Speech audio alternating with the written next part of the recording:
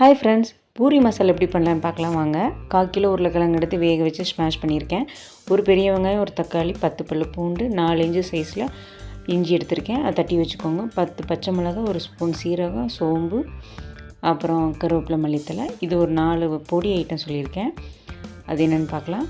அப்புறம் ஆயில் ஊற்றி நீங்கள் வெங்காயம், தக்காளி, இஞ்சி, பூண்டு, பச்சை மிளகாய் இதெல்லாம் வதங்கினோடனே தக்காளி போட்டுக்கோங்க. அப்புறம் நான் சொல்லியிருக்க பவுட்ரு என்னென்னா, 1/2 ஸ்பூன் மஞ்சப்பொடி, 1/2 ஸ்பூன் சாம்பார் தூள், 1/2 ஸ்பூன் மிளகாய் பொடி, அப்புறம் 1/2 ஸ்பூன் சோம்பு தூளாக போடணும். இதான் டேஸ்ட்டு. அப்புறம் நம்ம உருளைக்கிழங்கு போட்டிருக்கோம் இல்லையா, வேக வச்சு ஸ்மாஷ் பண்ணியிருக்கோம், அதை போட்டுக்கோங்க. அப்புறம் உப்பு போட்டுக்கோங்க.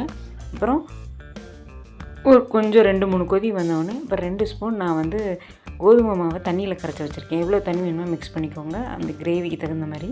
அப்புறம் இந்த ஸ்டேஜில் மல்லித்தலை போட்டுருங்க. அப்புறம் என் சேனலை சப்ஸ்கிரைப் பண்ணாங்க, சப்ஸ்கிரைப் பண்ணிவிட்டு பாருங்கள், லைக் பண்ணுங்கள். தேங்க்யூ.